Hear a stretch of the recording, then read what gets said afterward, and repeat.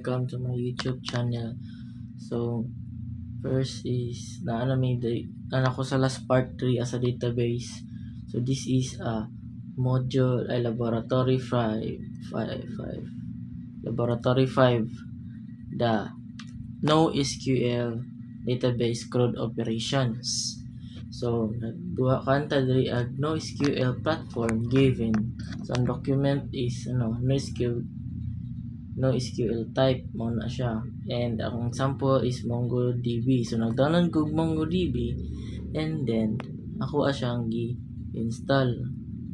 It takes time pa para mag-install, and bago ta mag-proceed is mag-open tag MongoDB, and then i-open na to ang Open MongoDB shell. Makita na ninyo, pag click ninyo ana is maabot mo diri sa Mongosh, abot mo diri sa Mongosh.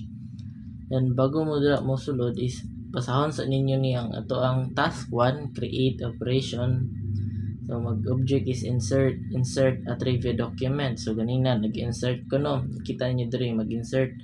So mag-create sa a database, create collection, insert documents. So karon is nag-create database name. So nag-create ko database name mo ni CRUD NoSQL CRUD lab.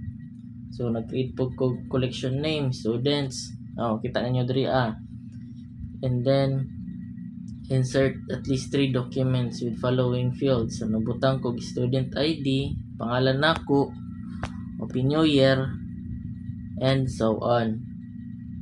Pangalan, course, your level, retrieve, display all documents, one document based on the condition, and also ang operation. So task 2, update operation. So nag-update po ko na apod to update a single document, use update operation. Example, set year level of the student, nagbutang po ko dito and also task 3, delete operation. Also na po ko delete student, delete one student you using student ID, retrieve remaining. So mo ni siya. So first is bago ta mag-proceed is unsa man ang CRUD. So kaning CRUD is na siya operation. Pasabot, C is add data, R is view data or read view data, and U update change data, and D is delete remove data. So mo na siya ang meaning sa CRUD. So muna siya ang nag-store data as a document, which parehas sila sa JSON. And also importante ni siya kay para sa database, collection, sa document, sa field. Kay muna siya ang contains o nag-hold sa collection sa database, and also the table sa SQL, mga collection niya like rows and records para sa document, and column katong student ID, name, etc., year label kato siya motong sa mga fields. And also mo ni siya ang nagakuan para ma-work lang yun ang data. So mo ni siya if this not exist, I will create motong nag-create ko kuan katong NoSQL moto kong name sa ako ang and also nag-create ko database, create collection, morning students, moto nag-create ko. After na ko atong mag-create is nag-store ko mga data sa atong mga students. And then nag-insert ko mga documents. Motong student ID, Miguelito, Purol. And then BCIP, year, level 1. So muna siya guys. Also mo niyang pasabot na nag-insert na ko sa kuang document. So each one student records na sila'y pangalan, na sila'y ID, and also ang course. So ma-find na to sila kung asa ang collection, and student find pretty, makita na to sila unsa ka nindot, makita ang tanan, and also ma-retrieve din na to. Okay, student find 1 course BSIT, so makita to tanan BSIT.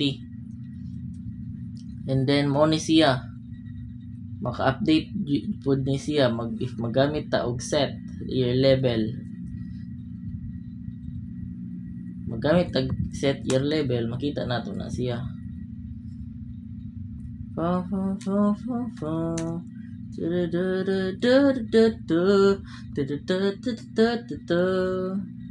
Also, wala siya no hantod ba delete. So try na tog delete no. Try to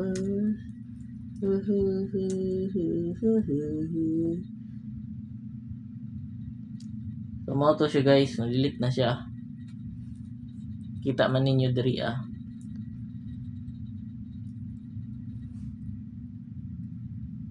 And then i-try na tog ano. So makita ninyo wala na iko ano no. Katong number 1, 5, para wala na. Urot na si 2 o do lagi wala na delete na siya. So mo na siya ang final. So mo ni siya ang gitawag na CRUD operation sa MongoDB. So kani siya kay nag-demonstrate siya sa CRUD akong gigon ganina, and a database collection na nag-create siya sa information and nag-insert din sila and retrieve using find and find one, and using document was update and set operation, and a student record was deleted using delete one. This operation mo nag-show ni siya na manageable and flexible and instructor data efficiency. So mo ni siya guys ang gamit sa mongo.db. So gamit kini siya guys, promise 100%.